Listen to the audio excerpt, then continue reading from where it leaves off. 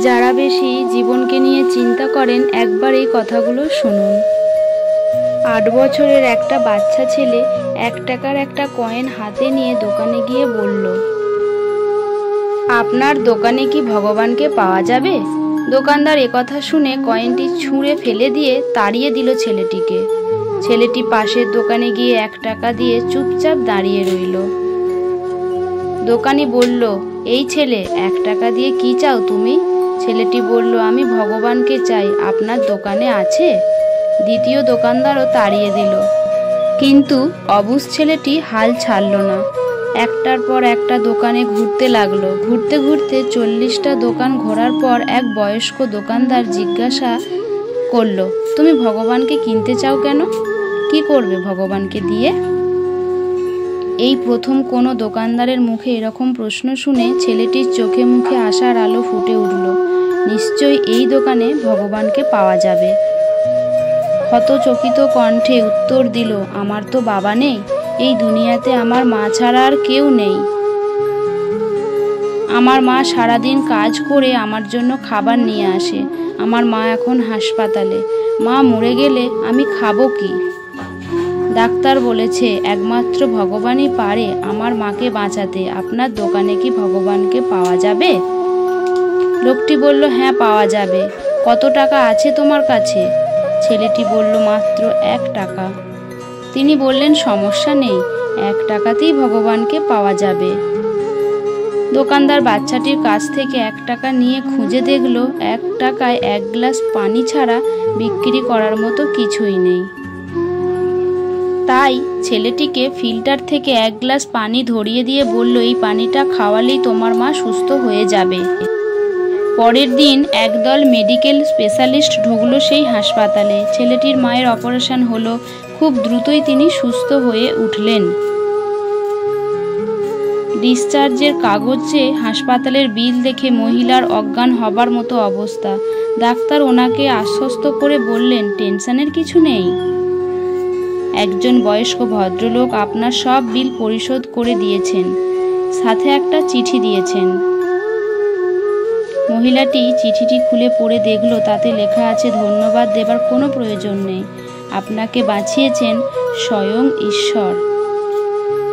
আমি তো শুধু নিমিত্ত মাত্র, বরং ধন্যবাদ দিলে দিন আপনার অবুঝ বাচ্চাটিকে, যে 1 টাকা হাতে নিয়ে অবুঝের মতো ভগবানকে খুঁজে বেরিয়েছে।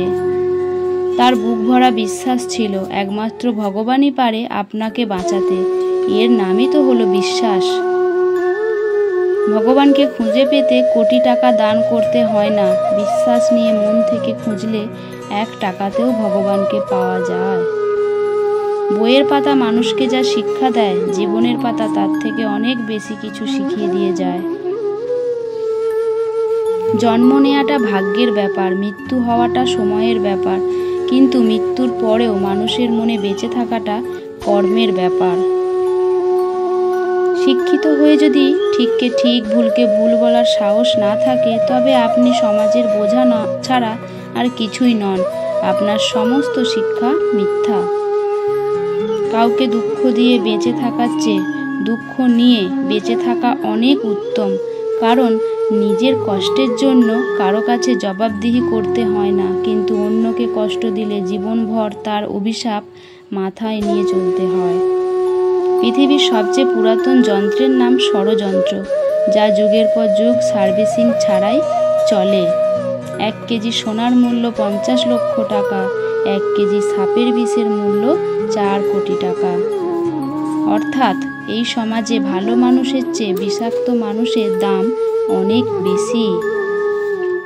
মন খারাপ, খুব অসহায় লাগছে? তবে কথাগুলো মিলিয়ে নিন, দেখুন তো সত্যি কিনা।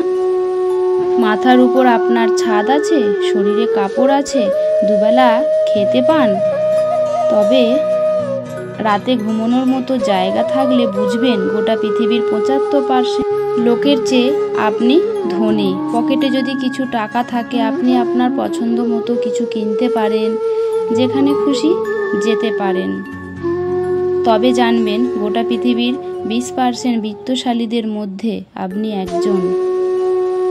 সুস্থ সবল রোগবিহীন শরীর নিয়ে যদি আপনি আজকের দিনটাতে বাঁচতে পারেন, ভাববেন পৃথিবীর লক্ষ লক্ষ মানুষের মধ্যে আপনি একজন ভাগ্যবান। জীবনটা পাওয়া না পাওয়ার হিসেব মেলানোর স্থান নয়। আসুন আজ থেকে অভিযোগ না করে উপভোগ করি জীবনটাকে। পৃথিবীতে সবচেয়ে সুন্দর দৃশ্য হলো কাউকে হাসতে দেখা। তার চেয়েও ভালো লাগবে যদি আমি জানতে পারি আমার কারণেই একজন মানুষের মুখে হাসি ফুটেছে। প্রয়োজনের চেয়ে বেশি সঞ্চয় করেছি, তবে টাকা নয়, কিছু বাস্তব অভিজ্ঞতা। 3 জায়গায় কখনো নরম হবেন না। নাম্বার 1, সত্যি কথা বলতে। নাম্বার 2, বাবা মাকে কেউ গালি দিলে। আর নাম্বার 3, নিজের স্ত্রীর ব্যাপারে।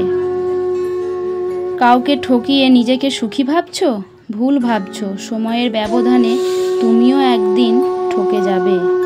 একটা বাস্তব সত্য, অর্থ যেখানে নেই, ভালোবাসা সেখানে দুর্লভ। সাপ তার বিষ রাখে নিজের দাঁতে, কুকুর তার বিষ রাখে জিভে, কাঁকড়া বিছে তার বিষ রাখে লেজে, কিন্তু মানুষই একমাত্র প্রাণী যে কিনা বিষ রাখে তার নিজের অন্তরে। সংগৃহীত একটি ভিডিওটি ভালো লাগলে সবাই লাইক, কমেন্ট, শেয়ার করো। এই কথাগুলো আমাদের জীবনকে সত্যি বদলে দিতে পারে। একটিবার ভেবে দেখবেন। ধন্যবাদ সবাইকে। ভালো থেকো, সুস্থ থেকো আর নিজেদের যত্ন নিয়ে অপরকে ভালো রেখো।